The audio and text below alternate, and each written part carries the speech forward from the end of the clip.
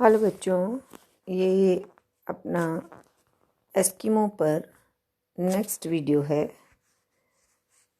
जो Eskimo part 4 के नाम से मैंने बनाया है। अब इससे आगे की नेक्स्ट वीडियो की मैं बात कर रही हूँ। शीत ऋतु के प्रारंभ में एस्किमो में तट के निकट ही एस्किमो परिवार एकत्रित हो जाता है और मार्च और अप्रैल तक वहीं रहता है और बसंत ऋतु में आने तक ये भिन्न भिन्न हो जाते हैं। इस ऋतु में ये तट के निकट सील मछली का शिकार करते हैं। तैरते हुए बर्फ के पिंड में एस्किमो छेद कर लेते हैं। सील मछली श्वास लेती है। छिद्र पतली एस्किमो का कुत्ता उसे सूंघता है और खुरच देता है। फिर एस्किमो शिकारी सील मछली के आने की आहट पाकर अपने हार्पून से उसके मुंह को भेद देते हैं और इस प्रकार आखेट समाप्त होता है। ये बात मैंने आपको पिछले वीडियो में भी बता दी थी। अब इससे आगे कि इस प्रकार के आखेट को एस्किमो लोग माउपोक कहते हैं। ग्रीनलैंड के कुछ भागों में दूसरी विधि काम लाई जाती है जिसे इतुरपोक कहते हैं। शिकारियों द्वारा 2 छिद्र बनाए जाते हैं। एक व्यक्ति शील को खोज निकालता है और दूसरा व्यक्ति हार्पून लिए खड़ा रहता है जो किसी संकेत के प्राप्त होते ही सील को मार देता है। तो शीत ऋतु में कुछ दिनों तक इस प्रकार की भोजन सामग्री इनको उपलब्ध हो जाती है और शीत ऋतु में वहाँ घना कोहरा और आंधियाँ चलती हैं, ठंडी हवाएं चलती हैं, तो वो पड़ाव की स्थिति काफ़ी विषम हो जाती है। इसलिए यहाँ अकाल भी पड़ता है और भूख के मारे मृत्यु भी की नियमित आशंका बनी रहती है।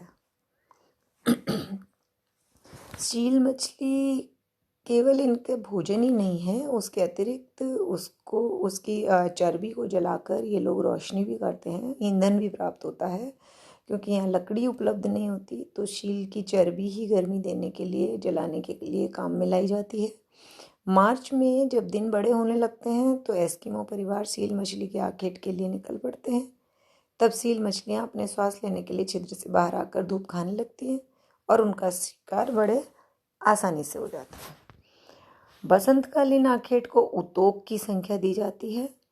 एस्किमो शिकारी अपनी स्लेज गाड़ी और दल को छोड़कर एक शिकारी कुत्ते के साथ आगे बढ़ते हैं और सील मछली के झुंडों का शिकार करते हैं। उतोक आखेट में थोड़े ही समय के अंतर्गत काफ़ी ज़्यादा पारिश्रमिक मिल जाता है और ये लोग क्योंकि चतुर शिकारी होते हैं, एक ही दिन में कई सील मछलियाँ मार लेते हैं। बेफिन खाड़ी के निकट और हडसन की खाड़ी के निकट उत्तरी तट पर आखेट का परिवर्तित स्वरूप दिखाई देता है। बच्चों, मैं फिर से आपको एक बात कह रही हूँ कि जितनी भी आप ज्योग्राफी के किसी भी पेपर को पढ़ें तो एटलस ज़रूर साथ में रखें।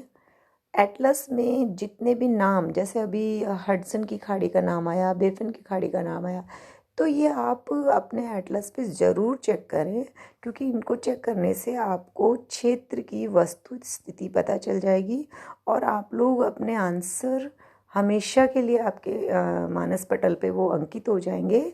क्योंकि जब आप एक बार एटलस में उन चीज़ों को देख लेंगे तो आपको वो हमेशा याद रहेगी कि हमने एस्किमो का कौन सा भाग पढ़ा था, हमने साइबेरिया में कौन सा पार्ट देखा था, हमने अलास्का में कौन सा पार्ट देखा था, हमने ग्रीनलैंड में क्या देखा था। तो ये सारी चीज़ें आप लोग लगातार करें, क्योंकि अब आप लोगों की क्लास हमारे साथ फ़ेस टू फेस नहीं हो रही है, तो बहुत सारी छोटी छोटी चीज़ें हैं जो मैं आपको बताना चाहती हूँ, लेकिन वीडियो में मैं उतना नहीं बता पा रही हूँ। तो फिर भी मैं पूरी कोशिश करती हूँ कि आपको मैं इस तरह की चीज़ें बताऊँ। तो प्लीज़ आप लोग सब एटलस ज़रूर लीजिएगा और ये जितनी भी क्षेत्रों के नाम इसमें बोले जाते हैं, PDF में लिखे हुए हैं, उनको आप अपने एटलस में ज़रूर मार्क करें। अब व्हेल मछली इस क्षेत्र से उत्तर की ओर देशांतर गमन कर जाती है तथा वॉलरस यहाँ की प्रधान मछली है जो व्यापक रूप में यहाँ पर उपलब्ध होती है। हार्पून द्वारा ही इनको मारते हैं, मतलब इनका मुख्य जो हथियार है वो हार्पून है। ये सारे शिकार हार्पून के द्वारा ही करते हैं और खाल से मड़ी हुई कयाक जो होती है, जिस कयाक नाव जो होती है, वो इनके आवागमन का प्रमुख साधन है, जिसको स्लेज गाड़ी के स्थान पर ये लोग काम में लेते हैं। सील की चर्बी पर्याप्त मात्रा में एकत्रित कर ली जाती है, जो चमड़े की थैलियों में रखकर तटवर्ती भाग में कठोर चट्टानों के नीचे दबा दी जाती है, जिससे भेड़िए, लोमड़ी आदि से उसकी रक्षा की जा सके। इस ऋतु में एस्किमो का समुद्री स्तनधारी जीवों के आखेट की ओर कम ध्यान आकर्षित होता है, क्योंकि इस समय उत्तरी ध्रुव का शाकाहारी कस्तूरी व्हेल उत्तरी क्षेत्र और द्वीपों में व्यापक रूप में उपलब्ध हो जाता है। इसका ऋतु कालानुसार गमन नहीं होता है। ये दक्षिणी भाग में प्राप्त कैरिबो की अपेक्षाकृत और भी धीरे धीरे चलने वाले पशु हैं, और उन्हें छोटी खाड़ी पर कुत्तों द्वारा घेर लिया जाता है तथा एस्किमो शिकारी बर्छी, भाले से उन्हें बेच देते हैं। इनका मांस काफ़ी स्वादिष्ट होता है।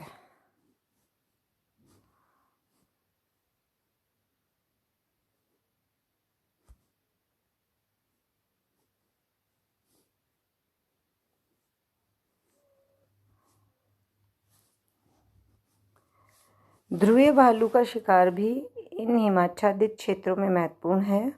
इनका आखेट स्लेज गाड़ी द्वारा कुत्तों की सहायता से किया जाता है। ग्रीष्म ऋतु में आखेट करना इनका प्रमुख व्यवसाय है। मध्य ग्रीष्म में जब बर्फ़ पिघलने लगती है और विविध प्रकार की वनस्पतियाँ अंकुरित हो जाती हैं, उस समय पशुओं का आखेट करना यहाँ के लोगों का मुख्य व्यवसाय होता है। एस्किमो समुद्र के भाग के पीछे मुड़ते हैं तथा तटीय क्षेत्र से एक घाटी की ओर चलकर नीचे भीतरी पठारी क्षेत्र में उतर जाते हैं, और ये जब चलते हुए कैरिबो के विशाल झुंड और अमेरिकी रेंडियर समूहों को ढूंढते जाते हैं। और टुंड्रा के उस दूर उत्तर तक फैला हुआ एरिया है, और ये पशु ग्रीष्म ऋतु में काई, लीचन, झाड़ियों इत्यादि को खाने के लिए बाहर आते हैं। इनमें कुछ पशु बर्फ पिघलने से उत्तरी पुंजों तक पहुंच जाते हैं, और अधिकांश संख्या बेफिन क्षेत्र में ही बढ़ जाती है।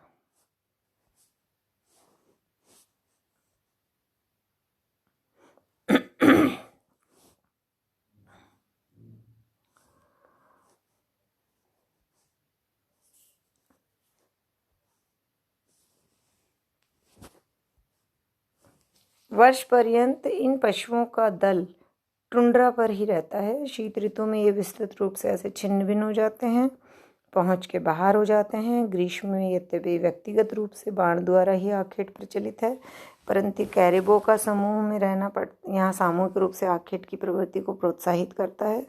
यानी यहाँ पर जो जानवर हैं वो सामूहिक रूप से इकट्ठे रूप में रहते हैं, और एस्किमो लोगों को शिकार के लिए आसानी से उपलब्ध हो जाते हैं। ग्रीष्म के पड़ाव विस्तृत घाटियों के सन्निकट ही डाले जाते हैं, जिससे नदियों की तंग घाटियों, उच्च भूमि क्षेत्र में पहुंचने की सुविधा रहती है। और कभी कभी इन लोगों को पशुओं की खोज में लगभग 320 किलोमीटर तक जाना पड़ता है।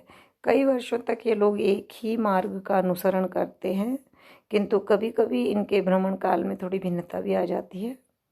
ऋतु के प्रारंभ में इन पशुओं का प्राय दलदली भूमि की ओर पाया जाता है। इस समय बर्फ की पतली परत जमा होती है और शिकारी को बड़ी सुविधा होती है। अत्यधिक सफल आखेट की पद्धति काम में ली जाती है जबकि हकारा एक झील या नदी तक सीमित हो, जहां एस्किमो अपने कयाक में बैठे हुए तीव्रता से शिकार को भाले से मार देता है। ग्रीष्मकालीन क्रियाकलापों में मछली पकड़ना भी उतना ही अनिवार्य है जितना आखेट करना। यहाँ की जो विशेष मछलियाँ जो पकड़ी जाती हैं उनका नाम सामन और एवं ट्राउट है।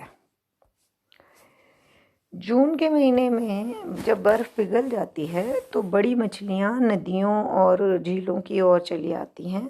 कभी कभी मछलियों का विस्तृत समुदाय तैरता हुआ इतना व्यापक होता है कि वो जल प्रवाह को रोक देता है, और ऐसे समय में त्रिशूल नुमा भालों से ये लोग पूर्णतः बर्फ में छेद करके उनको ऊपर खींच लेते हैं।